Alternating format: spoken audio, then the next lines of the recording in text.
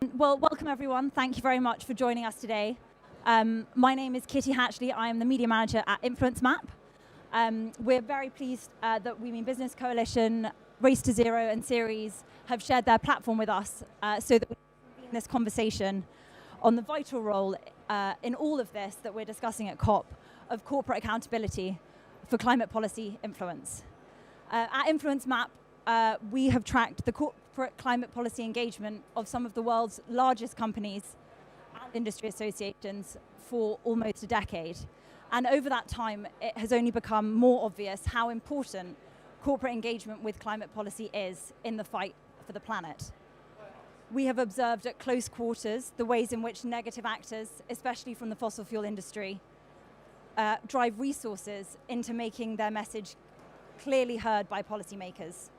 And also how these groups work together, how they share resources and arguments and tactics in order to really drive this point home. We've just launched our annual COP attendee resource tracking how many of those actors are actually walking among us today, and our misinformation tracker, which puts a spotlight on the arguments that they will be using to undermine climate progress, even at what is supposed to be one of the most positive climate events of the year. So in order to stand a chance at countering these actors, we need to turbocharge positive work from companies. There are some companies out there that are carrying the torch, and we really try and highlight what they do, but there are far too few of them. Their voices are being drowned out not only by these negative actors, but sometimes by their own industry associations. And this is something that companies need to tackle head on. As the UN high-level expert group said in their recommendations this week, companies need to lobby positively. They need to join the conversation and advocate for the national level binding policy that will drive climate commitments and ambitious goals and standards so that all companies are brought along on this economic transition. The cost of inaction is simply too high. And now I'm delighted to introduce Senator Sheldon Whitehouse, United States Senator from Rhode Island. Senator Whitehouse has been long a strong proponent of ambitious climate policy, both for the US and globally. He has also opined extensively on the role of the corporate sector in influencing the US government and the UN climate agendas. And we look forward to his remarks. Thank you so much. The only additional thing I'd add about myself is that I've also long been an admiring fan of InfluenceMap and its work. I think if you look up InfluenceMap in the Senate transcript of floor debate, you'll see that I speak about InfluenceMap and your work all the time. Years ago, I started giving what came to be called time to wake up speeches, which started as explanations of the science of climate change and what effect it was having on pteropods and polar bears and so forth.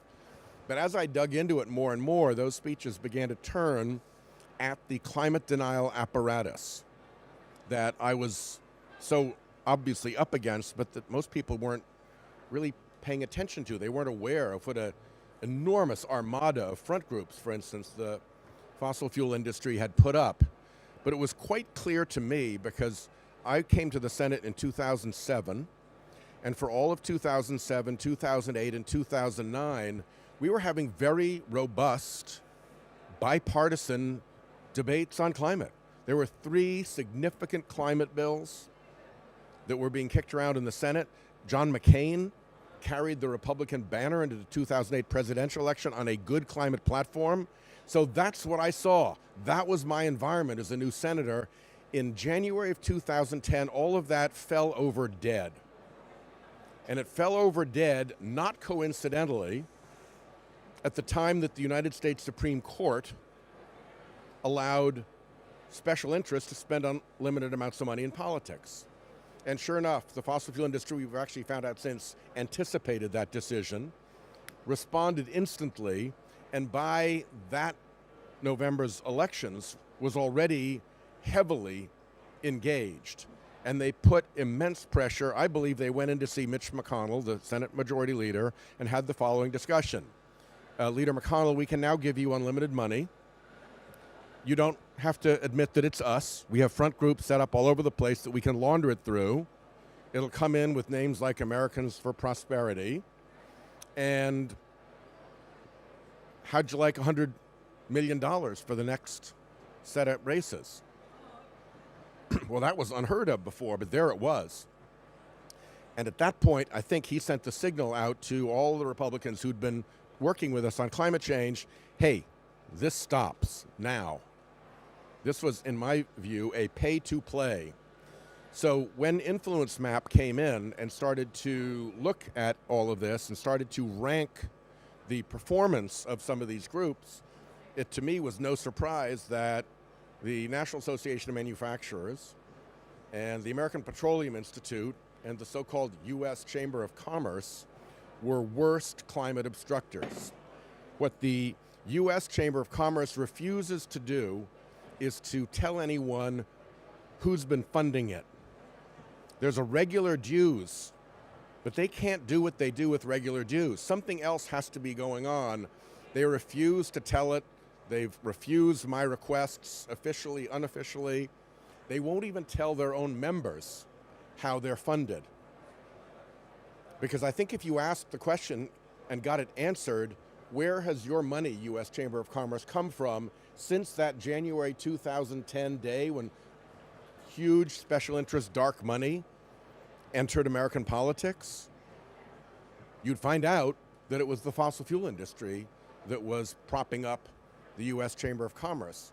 And it became as responsive to the fossil fuel concerns as a glove is responsible to the hand inside of it. So we are that machinery still operates. We're a little bit more aware of it. I'll give two examples of that machinery in operation that we've experienced recently. The first was when Vladimir Putin invaded Ukraine. Instantly, gas prices jumped in the United States of America. Nothing had actually happened in America to change those gas prices, but they instantly jumped. And with that instant jump also came an instant campaign blaming President Biden for high gas prices. And he and we were caught flat-footed. I filed a bill to claw back those profits, to give us a rhetorical talking point to show, wait a minute, you can blame Joe Biden for high gas prices, but he doesn't set gas prices. You set gas prices. You're the industry. You decide what the price is on that gas pump. And they had a choice then. They could have kept the gas prices low, but they followed the international cartel that they are such an important part of to drive those prices up. So it took a long time to push back on the Biden is inflation. And in fact, I think one of the reasons we didn't win this election is because that had stuck for so long. However, if you actually look at it, the first part of inflation was a deliberate price gouge by the fossil fuel industry. Then, as climate change began to hammer, you saw exploding home insurance and car insurance costs baked into that equation. And then, as climate continued to work out, you began to see more and more commodity prices raised as drought and flooding interfered with the ordinary operation of markets, as droughts kept the Mississippi and the Panama Canal down so low that it delayed and made shipping more expensive, and so forth. I think what we really saw was climateflation, that the fossil fuel industry did a brilliant job of hanging on to Joe Biden through this whole archipelago of phony front groups that they run. And we don't have anything to keep up with that. And because they do a good job of picking what the outlet is at any given time, it's hard for a busy newspaper editor who's not tracking the 100, say, phony front groups to put it in the context of what's actually happening. So they got away with it. So that was one example.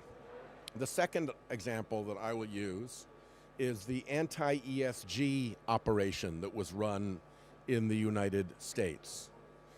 So ESG was almost entirely about environmental stuff in terms of what corporations were doing, and the anti-ESG movement was almost entirely about those environmental things. What was happening in real life was that climate threats had become so real, not just science predictions any longer, they had become so real that they had hit the fiduciary horizon of groups and individuals who had fiduciary responsibilities. CEOs, corporate boards of directors, investment managers, stockbrokers, people who had duties to others to be accurate about climate and to respond reasonably and prudently about climate suddenly had to start baking that in.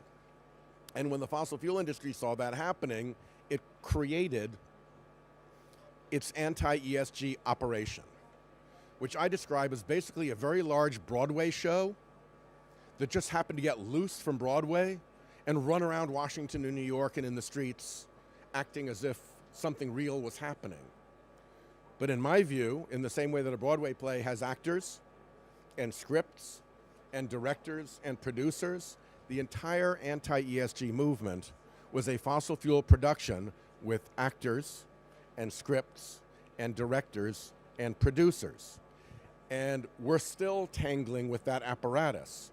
So as we try to fight our way through to a pathway to climate safety, it matters strategically that we keep our attention on the climate denial apparatus.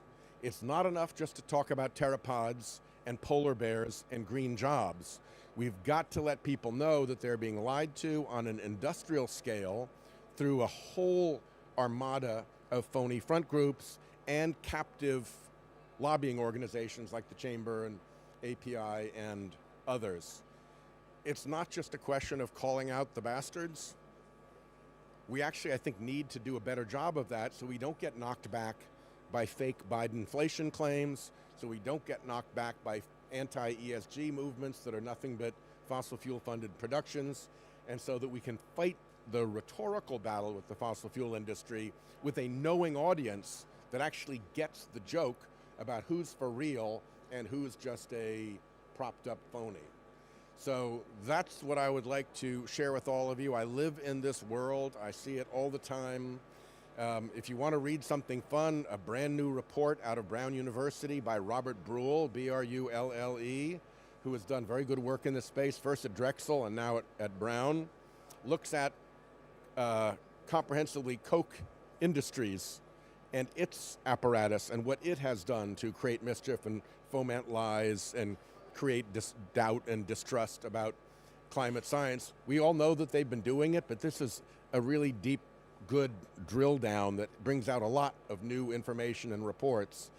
And sadly, if that report went the other way, Fox News would be talking about it 24/7, 365.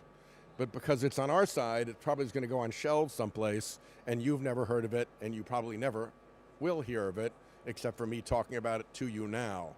So bravo, InfluenceMap, and to all of you for your focus on the disinformation apparatus that has been such an essential part of our climate failure. And thank you.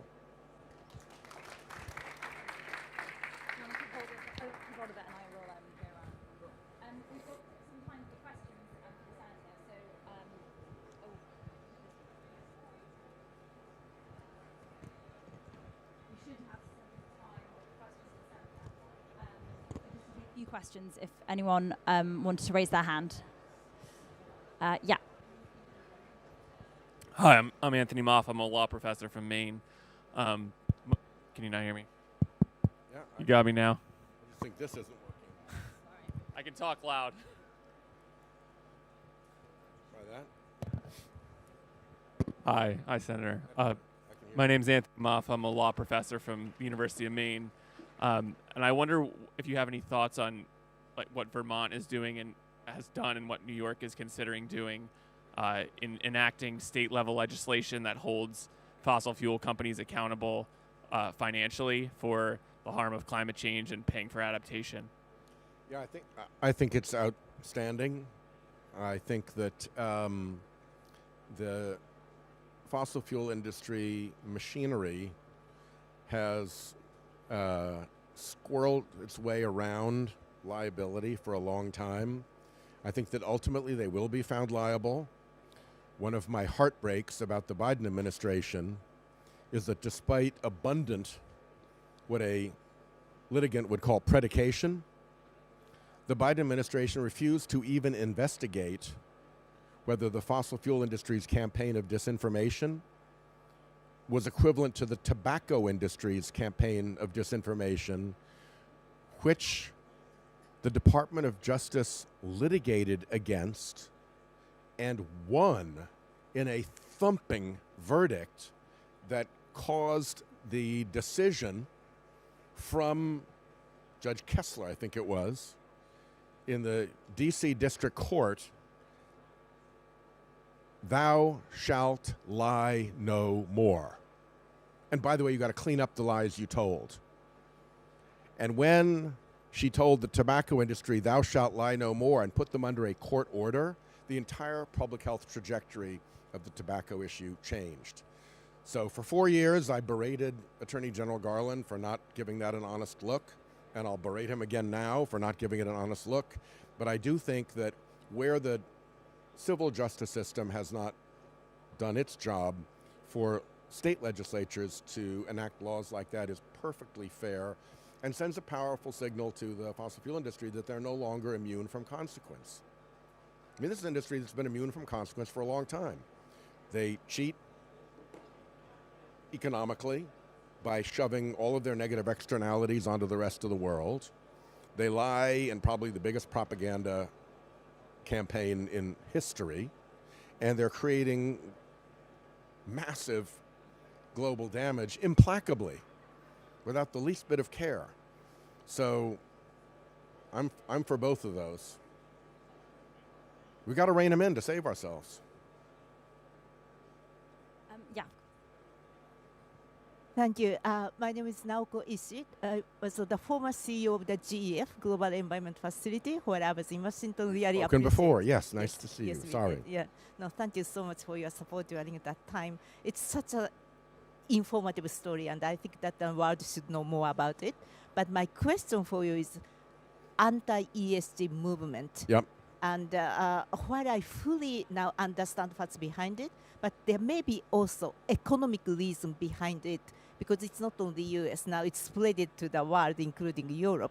So there may be another reason, that is the world is still very much fossil fuel-based field economy, and to create a profitable business under that environment is very, very challenging, because we really don't put enough price on natural capital or some good things. So it's more like fighting against this current the system is very, very challenging. So do you think that we also need to think about how to fundamentally shift economic way of seeing that a profit, seeing more of the valuing the natural capital? Yes, I think the fossil fuel industry has for a long time been operating outside of the laws of economics.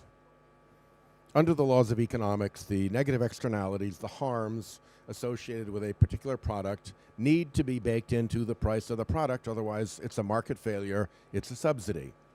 The IMF says that just in the United States, that subsidy for the fossil fuel industry has now crossed $700 billion every year, which creates all sorts of economic dislocations in terms of clean energy trying to have a fair shot against it. It also gives a massive incentive to corrupt Congress. Because if you're spending, let's say, $7 billion a year on corrupting Congress so that you can protect your $700 billion a year subsidy, that effort to corrupt Congress is your most profitable product line. And I think until we go back to real economics and real enforcement on the justice side, it's going to be very hard to fight uphill against the tides of the pressure for self-preservation, I guess, by them.